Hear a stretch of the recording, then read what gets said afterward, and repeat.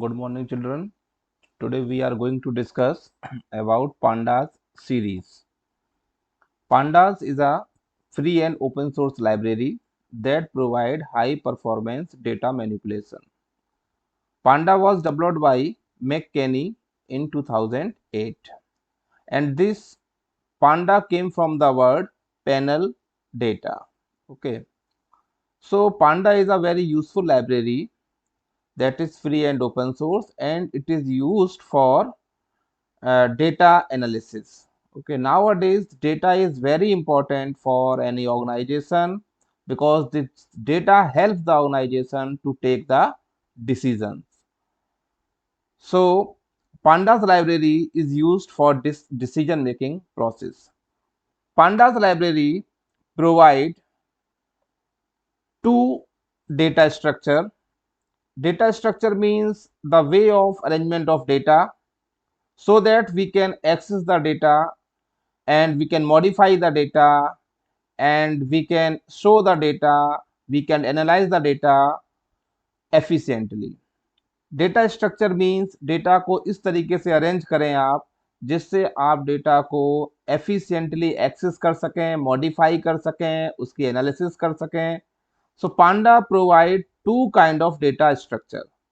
One is first is 1D array, or we can say it series. So series is a 1D array in which we can store the data. So series is like this. You can see here series is like this. Here we have data Amit, Ravi and Kamal, and its index is 0, 1 and 2. So series is a way to arrange the data in such a way in which we have data, we have only one column here and we have index also here to access this data. इस data को access करने के लिए हम लोग index का use करेंगे. So this is the first data structure which is provided by Pandas library. Pandas library also provide another data structure that is known as data frame. It is a 2D array in which we have multiple columns and multiple rows. So we can store the data in this form also, in 2D form, that is known as data frame. Here you can see we have name, team, number, position and age column, and we have various rows here. So Pandas library provide two kinds of data structure. Okay, so in this class we will discuss only about series. In the next videos we will see about data frame. So now come to our point, series. So series is a collection of homogeneous data. That means series में जब भी आपको data store करना है, you should store the data of same kind. Here you can see we have the index Ravi, Kamal and Ram, and we have the values 20, 30 and 40. So its D type is, you can see here its D type is int 64. इसका data type कैसा है? int 64 है. If we store different kind of values in a series, different kind of values, suppose 2, a, 5.2. Here we have two integer, a character and 5.2 is a float value. So its data type is object type. So the first point about the series is that series is the collection of homogeneous data. Generally we store numerical data in series because series is generally used for analyze numerical data.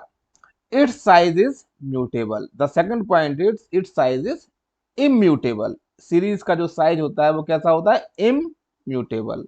मतलब you cannot change the size of series. Once you declared a series, you cannot change the size of series at the runtime. So series size is immutable. Keep this point in your mind.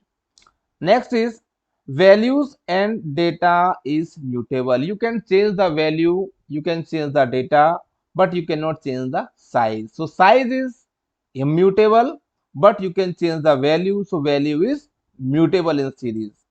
And Panda series is only having one dimension because it has only one column. So it has only one dimension. Pandas series is nothing but a column in a Excel sheet. If you go to the Excel sheet, if you have seen the Excel sheet that has rows and columns, So in series we have only one column. Okay, so now we will know how can we create the series. We will do this practically also. To create a series, we must include pandas library in our program. So this is the first statement that we will write import pandas as PD. Now this pandas library provide one function that is known as series. Now this series function is used to create the series, to arrange my data in 1D data structure. Okay, so now you can see here in this example we have a list which has 2, 6 and 9. हमारे पास एक list है जिसके अंदर 2, 6 और 9 values हैं। अब हमने क्या किया, सीरीज फंक्शन को कॉल किया और उसको ये लिस्ट मैंने पास करा दी। मैंने पैरामीटर में क्या दे दिया, मैंने पैरामीटर में एल को पास करा दिया। जैसे ही मैं एल को पास कराऊंगा, now this L is converted into series because of this function. This function is very useful. So this function, what it will do, it will automatically convert this list into a series. So now you can see what we have, 269 and its index is automatically created 0, 1, 2 and its data type is int 64 because all the value of integer type in this series. So series function is used to create a series. We can create empty series also. So we can create empty series also, we can create series with index. So now we will see how can we create series with index.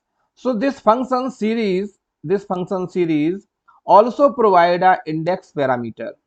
If we change this index parameter, so our index will change automatically. So now you see here, जब ने series function को call किया उस समय मैंने उसको data दिया 20, 30 and 40. It is a list and we provided the index Ravi, Kamal and Ram.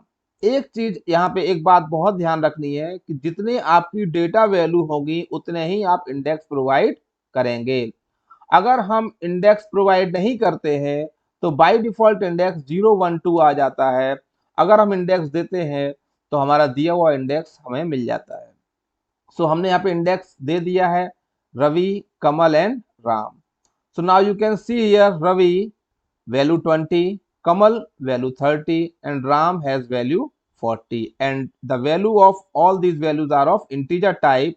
So its data type is int 64. Okay children. Now so the index argument is very important. This index argument is very important for a series function.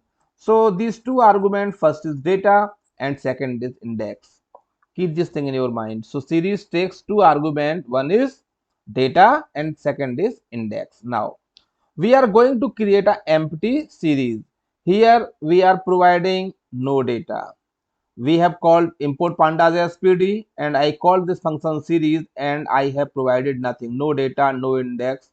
So you can see here a empty series will create it and its data type is by default in float 64. Keep this thing in mind.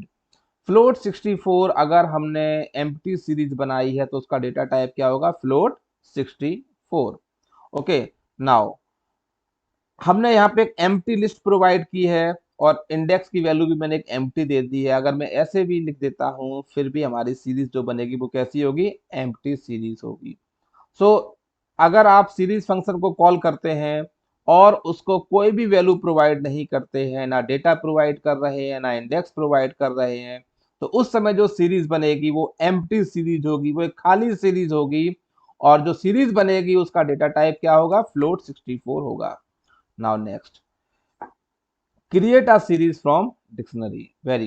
Dictionary.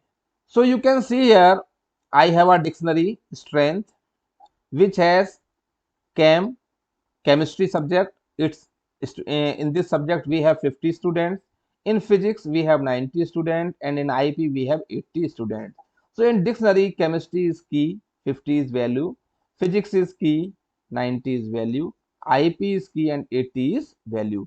So if I pass this dictionary to series function, then what this function will do, series function इसकी जो की है उसको index में convert कर देगा, और इस सीरीज इस डिक्शनरी की जो वैल्यूज हैं उसको वो डेटा में कन्वर्ट कर देगा। ठीक है चिल्ड्रन, अगर हम डिक्शनरी सीरीज फंक्शन को डिक्शनरी पास करते हैं तो डिक्शनरी की जो की होती है वो वैल्यू बन डिक्शनरी की जो की होती है वो इंडेक्स बन जाती है, और डिक्शनरी की जो वैल्यू होती है वो वैल्यू में कन्वर्ट हो जाती है। सो नाउ आप इस जो हमने यहाँ पास किया है उस इंडेक्स को हम चेंज भी कर सकते हैं। सपोज देखो, import pandas as pd, here we have a dictionary d in which we have cs 20, ip 30, eco 40, english 90, Hindi 80। मैं इस सीरीज में तो बहुत सारे की दी गई हैं, cs भी की है, ip भी की है, eco भी की है, इंग्लिश भी की है और हिंदी भी की है। अब मैं क्या चाहता हूं कि मैं सारे की नहीं चाहता हूं, मैं केवल इंग्लिश और हिंदी को इंक्लूड करना चाहता हूं। मैंने ये डिक्शनरी प्रोवाइड की और डिक्शनरी प्रोवाइड करने के साथ में मैंने इंडेक्स प्रोवाइड कर दिया इंग्लिश और Hindi. So English and Hindi will come, other values will be left. Okay, बाकी वैल्यू नहीं आएंगी, तो क्योंकि हमने यहाँ पे इंडेक्स हमने प्रोवाइड कर दिया है इंग्लिश और हिंदी, तो इंग्लिश और हिंदी को ही इंक्लूड किया जाएगा, बाकी वैल्यूज यहाँ पे इंक्लूड नहीं होंगी। Okay children, now next, create a series from scalar values. Scalar values means same kind of value.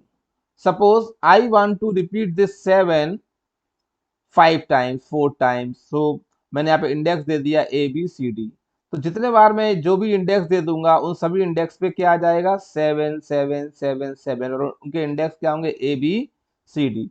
तो जब आप स्केलर वैल्यूज से बना रहे हैं उस समय आप जो भी यहाँ पे इंडेक्स प्रोवाइड करेंगे वो इंडेक्स उन इंडेक्स पे ऑटोमेटिकली 777 एक सिंगल वैल्यू जो है वो रिपीट कर जाएगी।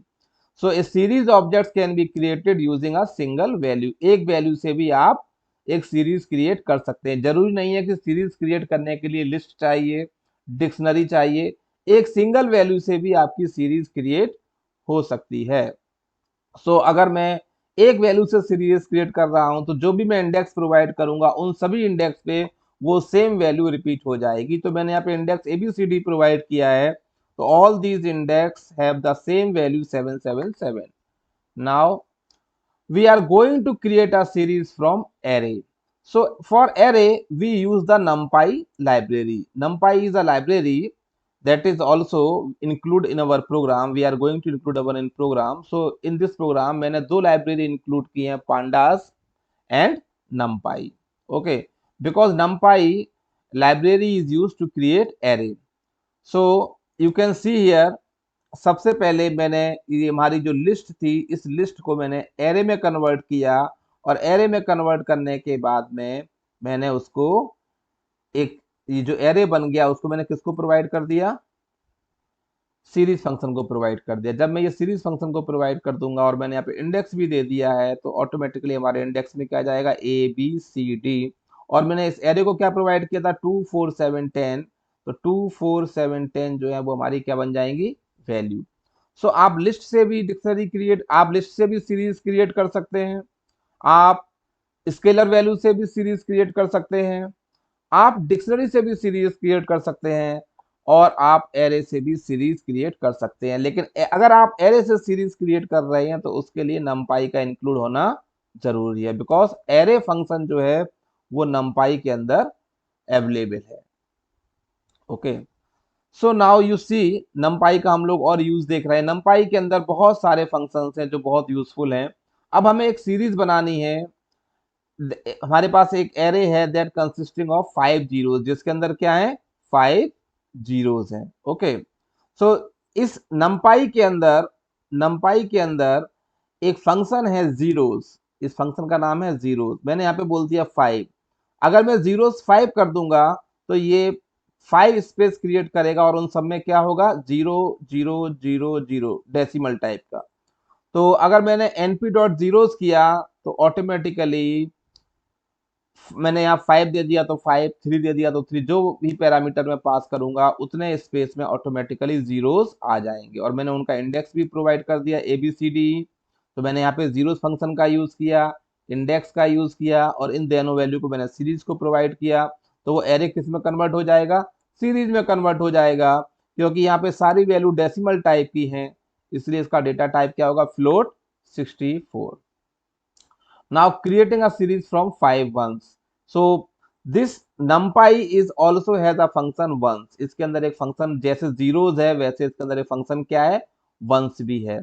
अगर मैंने बोल दिया वंस तो क्या होगा, 5 स्पेसिस में क्या आ जाएगा, 5 बार 1 1 1 1 1 रिपीट हो जाएगा, मतलब 5 बार 1 आ जाएगा और उसका इंडेक्स भी आप प्रोवाइड कर सकते हो. अगर आप इंडेक्स नहीं दोगे तो बाय डिफॉल्ट जो 0 1 2 3 4 इंडेक्स होता है वो आ जाएगा.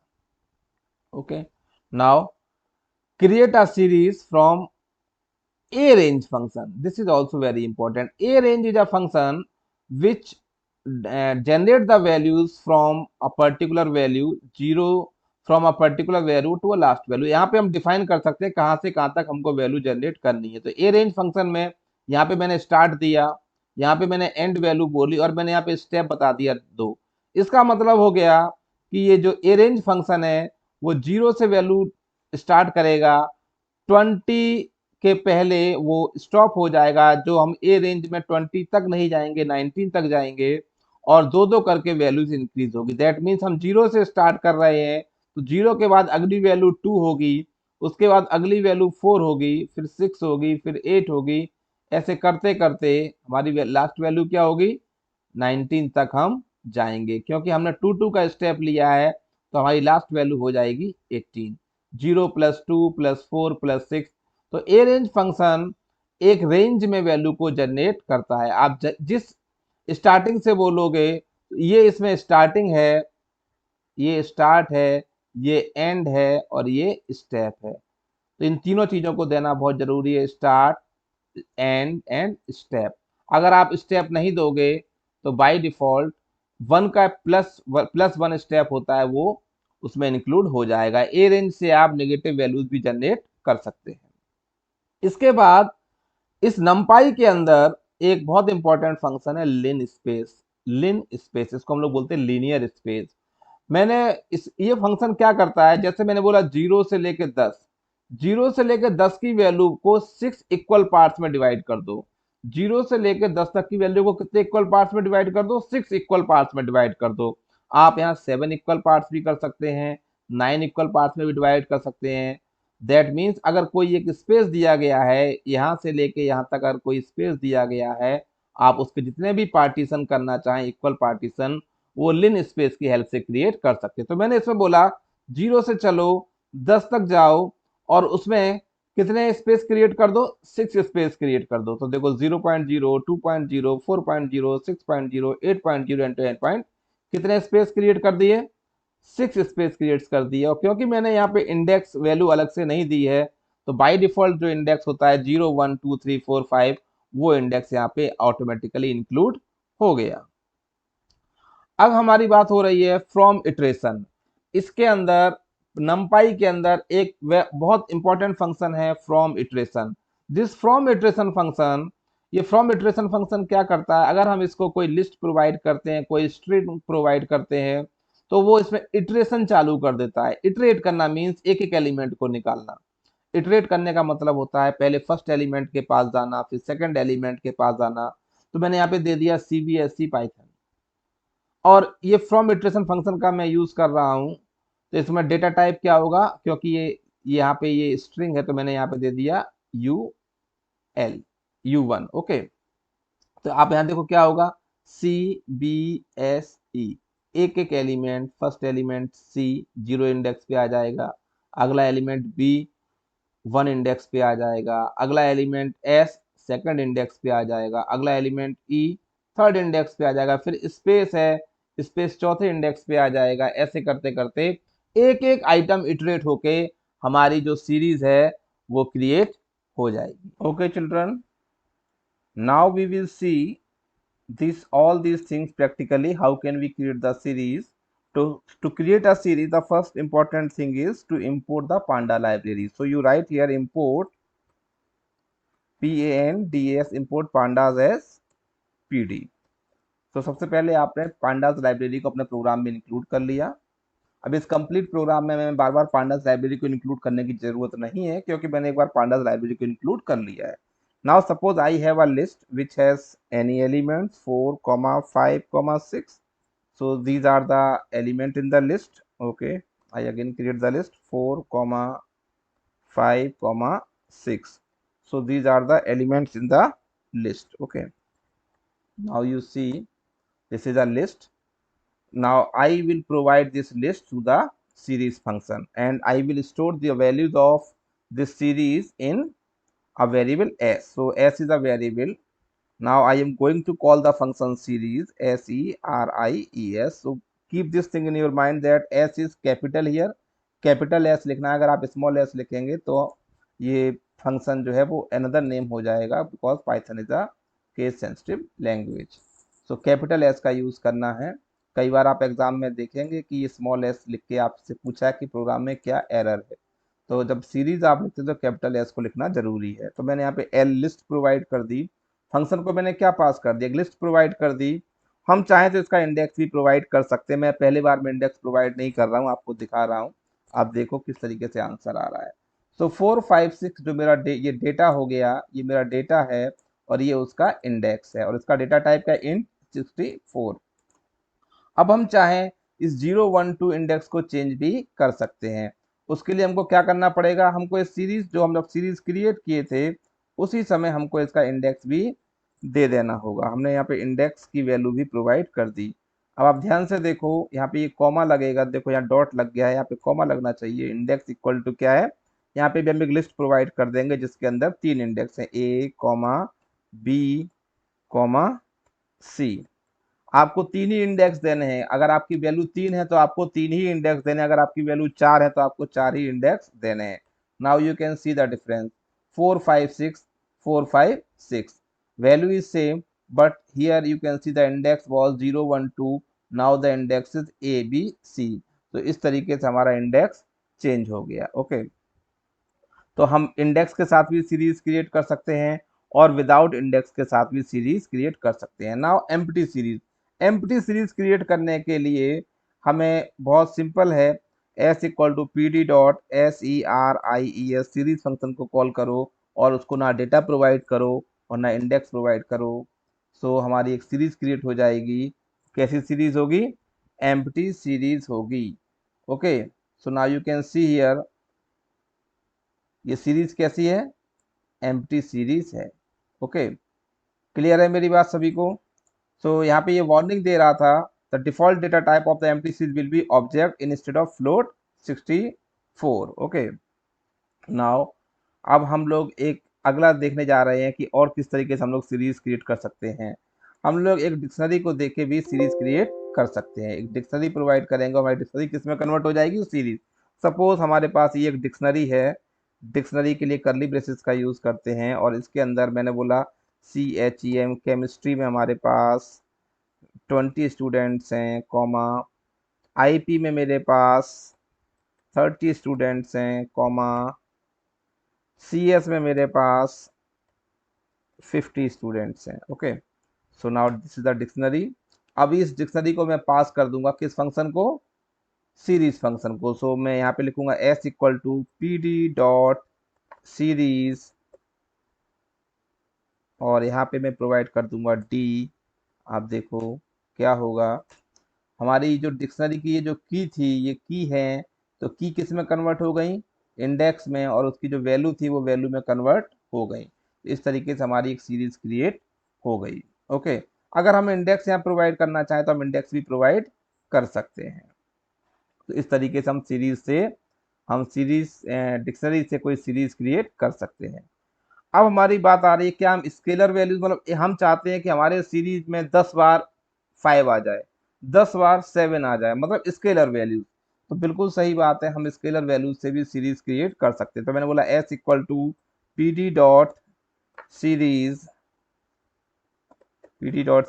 और मैंने यहाँ पे वैल्यू दी 7 और मैं इसको कितने बार रिपीट करें, मैंने यहाँ पे इंडेक्स की वैल्यू दे दी, इंडेक्स इक्वल टू मैं यहाँ पे इंटीजर इंडेक्स ही दे रहा हूँ 0, 1, 2, 3।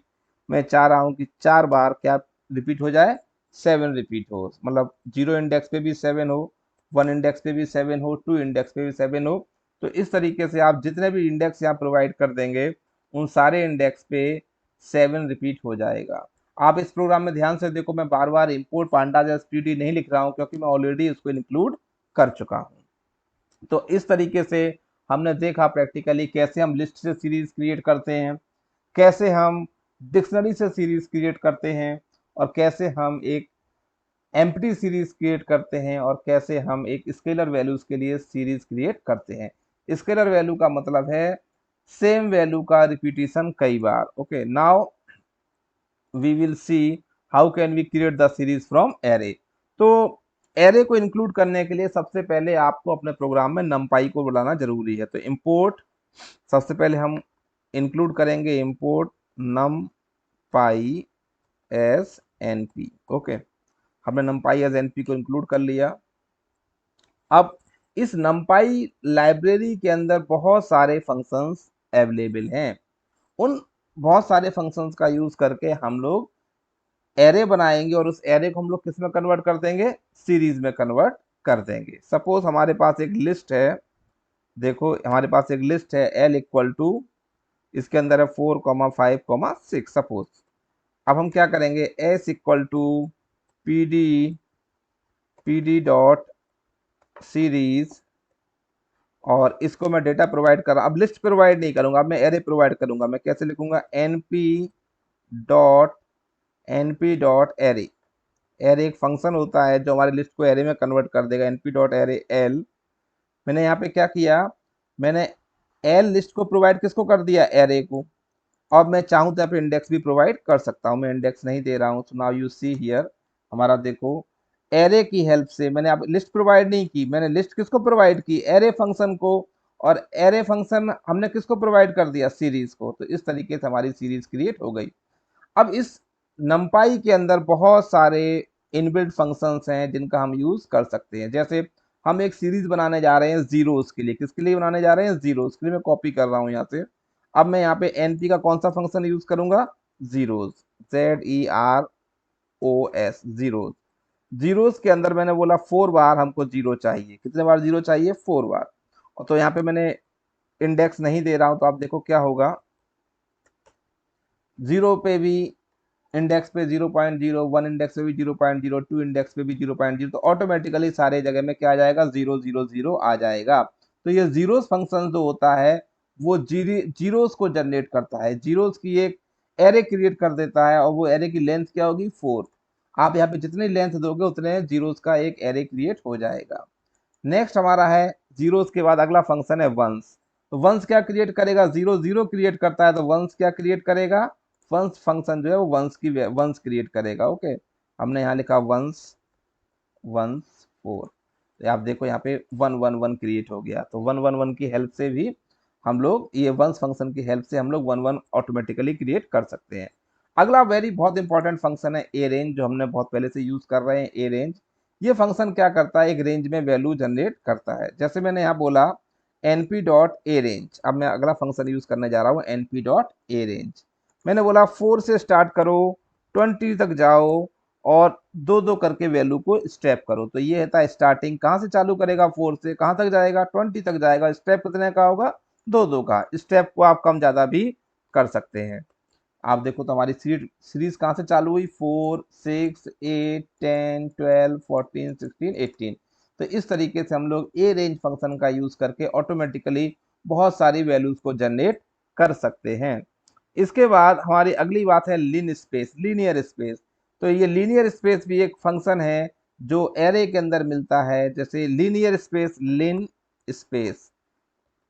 ओके, अब मैंने यहाँ बोला, अब मैंने यहाँ बताया कि भाई 4 से लेके 10 तक जो है उसको 10 स्पेस में बांट दो, या मैंने बोला 5 स्पेस में बांट दो। 4 से लेके 10, उसको कितने घर बना देगा, 5 इक्वल घर बना देगा। देखो 4.0, 5.5, 7.0, 8.5 एंड 10.0।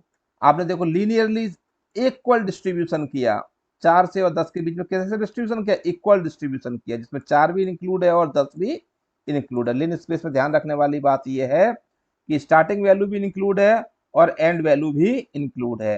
लेकिन ए रेंज में ध्यान रखने वाली बात यह है कि जो मेरा एंड था वहां तक हम नहीं जाते हैं, उसके पहले हमारा स्टॉप आ जाता है। ठीक है, तो ये चीज ध्यान रखने वाली है, यहाँ पे एंड और स्टॉप का ध्यान रखना है। नेक्स्ट हमारा है, नेक्स्ट हमारी बात हो रही है, अगला फंक्शन है हमारा फ्रॉम इटरेशन। कौन सा फंक्शन है? From iteration.